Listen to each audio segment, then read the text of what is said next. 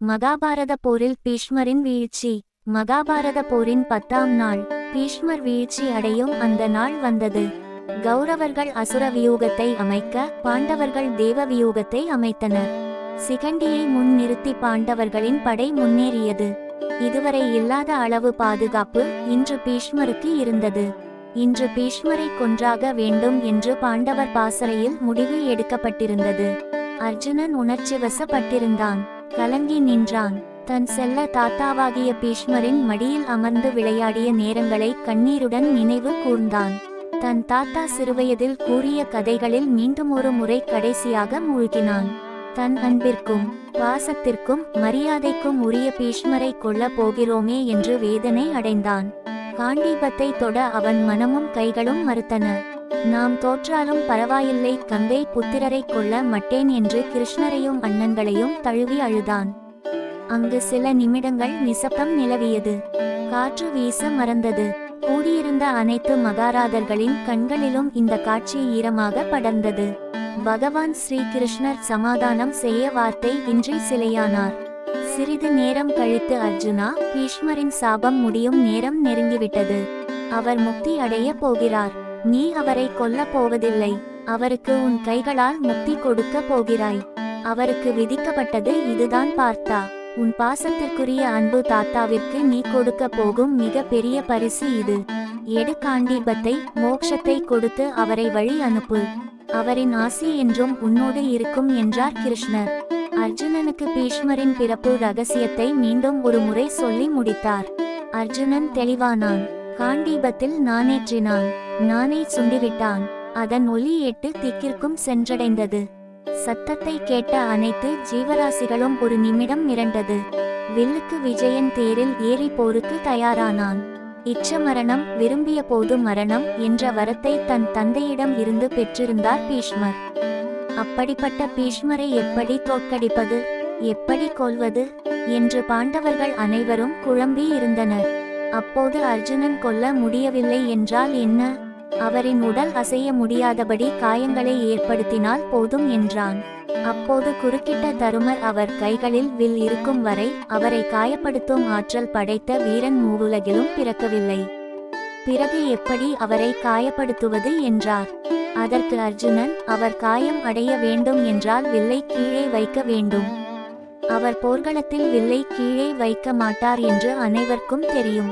அப்படியிருக்க அவர் வில்லை கீழே வைக்க என்ன செய்வது என்று கிருஷ்ணரை பார்த்து கேட்டான். போர்க்களத்தில் பெண் இருந்தால் கூடவா அவர் தன் வில்லை கீழே வைக்க மாட்டார்? புன்னகையோடு பதில் அளித்தார் கிருஷ்ணர். போர்க்களத்தில் பெண்ணா? போர்க்களத்தில் பெண்களை அனுமதிப்பதில்லையே, அது யுத்த தர்மம் அல்லவே என்று அர்ஜுனன் குழம்பி நின்றான். கிருஷ்ணர் அர்ஜுனனிடம், தர்மத்தின் பக்கம் நின்று போராடும் அர்ஜுனா, நான் சொல்வதை கேள். சிகண்டியை நீ ஆண் என்று கருதினால் உன் தேரில் ஏற்றிக்கொள்.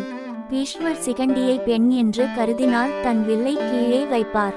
அது தான் சரியான சமயம் அர்ஜுனா என்று பதில் அளித்தார். போரில் அன்றும் பீஷ்மர் தன் அம்புகளை காற்றென செலுத்தி கொண்டிருந்தார். பாண்டவர்களுக்கு சவாலாக நின்றார். பாண்டவர்களின் வெற்றியை தடுக்கும் ஒரே ஒரு மாபெரும் சக்தியாக இருந்தார். இந்த நிலையில் தான் அர்ஜுனனின் தேர் அவருக்கு நேர் எதிராக சென்று நின்றது. கிருஷ்ணரின் முகத்தில் அமைதியான புன்னகை. பீஷ்மரை சொர்க்கத்திற்கு வரவேற்கும் ஆசிர்வாதம் பகவானின் கண்களில் தெரிந்தது. அதை பார்த்த பீஷ்மர் மனதில் ஆனந்தம். கிருஷ்ணரை வணங்கி நின்றார். தன் முடிவை அறிந்த பீஷ்மர் கடைசி முறையாக தன் வில்லை கையில் ஏந்தினார்.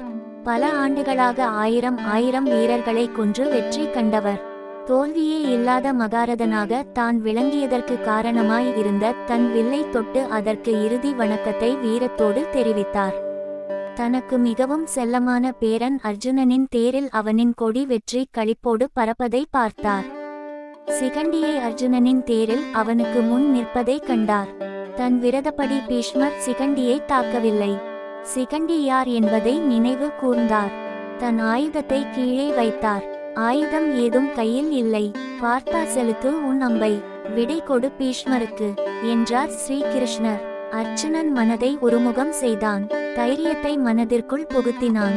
தன் நடுக்கத்தை கட்டுப்படுத்தினான். தன் முழு பலத்தோடும் ஆற்றலோடும் செலுத்தினான் அம்பை. அம்பு காற்றை கிழித்து கொண்டு கண் இமைக்கும் நேரத்தில் பீஷ்மரின் கவசத்தை பிளந்தது. வாழ்த்துக்கள் அர்ஜுனா, உன்னிடம் தோற்பதில் பெருமை அடைகிறேன் என்று போர்க்களம் முழுவதும் கேட்குமாறு வாழ்த்தினார் பீஷ்மர். அடுத்த அம்பும் சீறியது. பீஷ்மரின் நெஞ்சு கோட்டை பதம் பார்த்தது.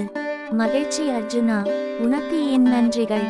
உன் குருக்களுக்கும் உன் தந்தைக்கும் நீ பெருமை சேர்த்து விட்டாய். வாழ்க உன் புகழ்.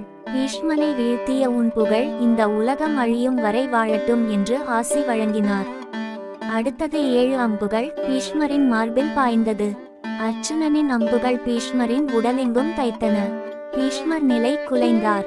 துரியோதனன் மாவீரரான பீஷ்மரின் உடல் அர்ஜுனனின் அம்புகளால் துளைக்கப்படுவதைக் கண்டு திகைத்து நின்றான். 33 தேவர்களும் ஸ்தம்பித்து நின்றனர். தேவர்கள் அனைவரும் ஒன்று சேர்ந்து தேரிலிருந்து பீஷ்மர் சாய்ந்த போது மலர் மழை பொழிந்தனர். தேரில் இருந்து சாய்ந்த பீஷ்மரை கண்ட அர்ஜுனன் மனம் நொந்தான். தன் காண்டீபத்தை கீழே போட்டான். போர்க்களமே அதிரும்படி பிதாமகரே, என்ன காரியம் செய்தேன் நான்? பரந்தாமா, இந்த கொடிய செயல் செய்வது தான் என் விதியா? இதற்காகவா நான் வில் வித்தை பயின்றேன்? இத்தகைய கொடிய செயலை என்னை செய்ய வைப்பது தான் உன் லீலைகளா? இது தான் உன் தர்மமா என்று கதறி அழுதான். கிருஷ்ணரை கட்டி தழுவி அவர் மார்பில் சாய்ந்து ஆறுதல் தேடினான். பீஷ்மா, உன் மரணத்திற்கு நானே காரணமாக இருப்பேன் என்று கடந்த பிறவியில் அம்பையாக சபதம் செய்த சிகண்டியின் சபதமும் நிறைவேறியது.